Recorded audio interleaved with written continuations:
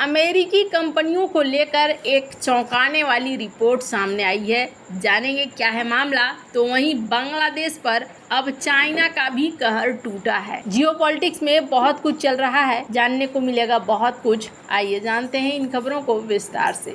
Shanghai में American chambers of commerce द्वारा जारी एक रिपोर्ट के अनुसार चीन में अमेरिकी कंपनियों को अमेरिका चीन तनाव, सुस्त चीनी अर्थव्यवस्था के बीच अभूतपूर्व रूप से कम लाभ और कम होते कारोबारी आत्मविश्वास का सामना करना पड़ रहा है। सर्वेक्षण से पता चला है कि 2023 में सर्वेक्षण में शामिल 306 कंपनियों में से 66% ही लाभ पे थी, जो रिकॉर्ड निम्न स्तर पर है। रिपोर्ट में इस बात पर प्रकाश डाला गया है कि बीजिंग और वाशिंगटन के बीच भू राजनीतिक तनाव चीन में काम करने वाले व्यवसायों के लिए एक प्राथमिक चुनौती बना हुआ है। व्यापार विवाद, विनिर्माण संघर्ष और दक्षिण चीन सागर पर क्षेत्रीय दावों जैसे मुद्दों ने इन तनावों को और बढ़ा दिया है। एक समाचार सम्मेलन के दौरान एमचेम शंघाई के अध्यक्ष एरिक झेंग ने कहा कि ये जोखिम और लाभ के बीच का संतुलन है। चीन के घरेलू अर्थव्यवस्था महामारी के बाद भी कमजोर उपभोक्ता मांग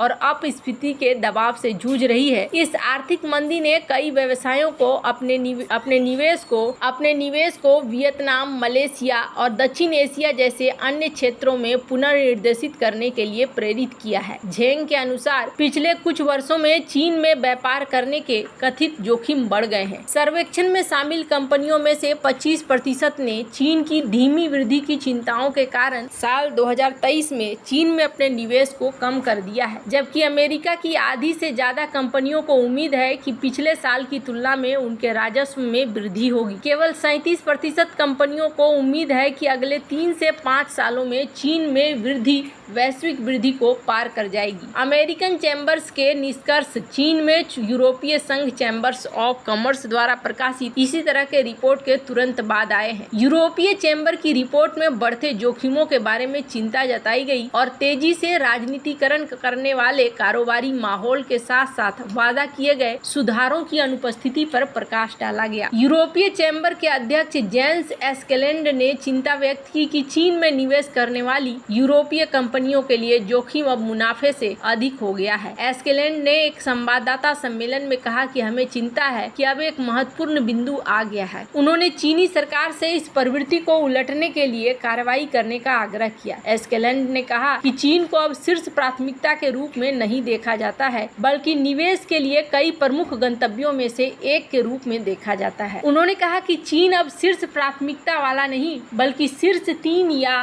शीर्ष 5 गंतव्यों में से एक बन रहा है। यूरोपीय व्यापार समूह ने चीन से निवेशकों का भरोसा बढ़ाने के लिए आर्थिक विकास और सुधार प्रयासों को प्राथमिकता देने का आह्वान किया। उन्होंने देश में काम करने वाली सभी कंपनियों के लिए समान अवसर उपलब्ध कराने की आवश्यकता पर जोर दिया। अमेरिकन चैम्बर की रिपोर्ट भू राजनीतिक तनाव और आर्थिक अनिश्चितताओं के बीच चीन में विदेशी व्यवसायों के सामने आने वाली बढ़ती चुनौतियों को रेखांकित करती है। सुधारों का आह्वान निवेश गंतव्य के रूप में चीन के आकर्षण को बनाए रखने के बारे में व्यापक चिंताओं को दर्शाता है। जहां एक तरफ ये सारा सीन हो रहा है, वहीं दूसरी तरफ ऐसा लग रहा है जैसे बांग्लादेश कहीं का नहीं रहा है। अक्सर 2-3 नावों की सवारी करने वाले डूब जाया करते हैं और ऐसा ही बांग्लादेश के साथ हो रहा है। शेख हसीना के देश छोड़ने के 1 महीने के बाद ही बांग्लादेश अब चीन के सामने गिड़गिड़ाने लगा है। मोहम्मद यूनुस के नेतृत्व वाली बांग्लादेश की अंतरिम सरकार ने चीन से मौजूदा कर्ज पर ब्याज दर को घटाकर 1% करने की गुहार लगाई है। इसके साथ ही कर्ज को चुकाने के लिए अवधि को 30 साल तक बढ़ाने का अनुरोध किया है। Bangladeshi media outlet the daily star ने बताया है कि बांग्लादेश के वित्त मंत्रालय के आर्थिक संबंध प्रभाग ने इस सप्ताह की शुरुआत में इस संबंध में बीजिंग को एक पत्र भेजा। वर्तमान में चीनी कर्ज पर ब्याज दर 2 से 3% के बीच है, जिसे 20 साल में चुकाया जाना है। डेली स्टार ने ERD के अधिकारियों के हवाले से बताया कि बांग्लादेश चीन से नए कर्ज की योजना बना रहा है। कहा जा रहा है अगर वर्तमान चीनी कर्ज के लिए ब्याज दर में कटौती सुनिश्चित नहीं कर पाते हैं तो वे नए अधिक समय सीमा में चुकाने की शर्तों के साथ चीनी ऋण के लिए कोशिश करेंगे। शेख हसीना के जाने के बाद बांग्लादेश अस्थिरता से जूझ रहा है।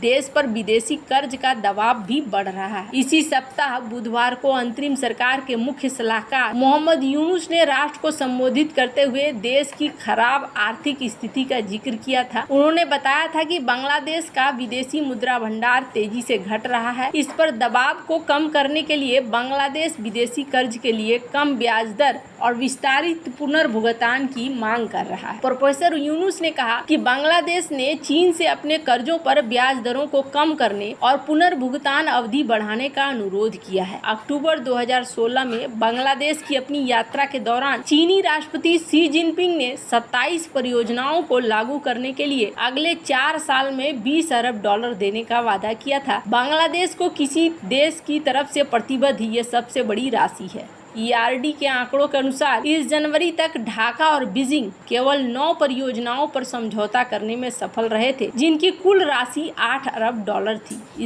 इसमें बांग्लादेश का केवल 4.91 अरब डॉलर ही इस्तेमाल कर सका। मोहम्मद यूनुस ने बताया कि बांग्लादेश ने रूस से भी ब्याज दरों को कम करने और विस्तारित पुनर्भुगतान की मंजूरी देने की गुहार लगाई है। यूनुस ने कहा कि सरकार रूपपुर परमाणु ऊर्जा संयंत्र और बकाया ऋणों के लिए अग्रिम भुगतान के संबंध में रूस के साथ बातचीत कर रही है। ढाका ने परमाणु संयंत्र के लिए रूस से 11.38 अरब डॉलर का कर्ज लिया, जो परियोजना लागत का 90% कवर करता है। इसके अलावा बांग्लादेश ने परियोजना के प्राथमिक कार्य के लिए 50 करोड़ डॉलर का अतिरिक्त कर्ज भी लिया है। अभी बांग्लादेश की स्थिति ये हो रही है कि लगभग सब अपने पैसे मांग रहे हैं। अब सवाल ये उठता है कि क्या चाइना मानेगा? बांग्लादेश में अंतरिम सरकार आने के बाद भी राजनीतिक अस्थिरता के जल्दी ठीक होने के कोई संकेत नहीं दिख रहे हैं। हालांकि अंतरिम सरकार का गठन हुए महीना भी नहीं बीता है,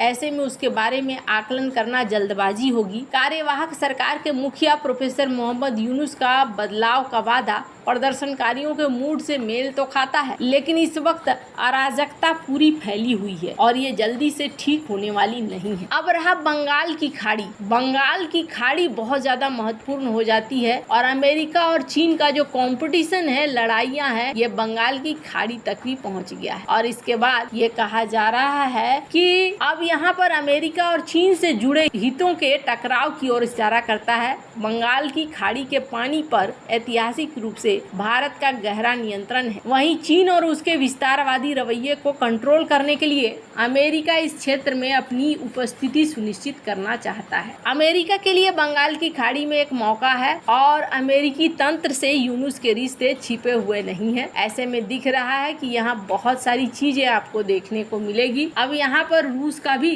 कुछ न कुछ दायित्व रहेगा। चाइना भी यहाँ पर घुसना चाहता है। चाइना से जब कर्ज रीस्ट्रक्चर करने के लिए बोल रहा है बांग्लादेश, तो चाइना इसका कहीं न कहीं फायदा जरूर उठाएगा। आने वाले दिनों में आपको कई घटनाक्रम देखने को मिलने वाले हैं। वैसे आपको क्या लगता है इन सब मामले में? आप क्या राय है कमेंट कर जरूर बताएं। जल्द मिलते हैं अगले वीडियो में नई खबर के साथ।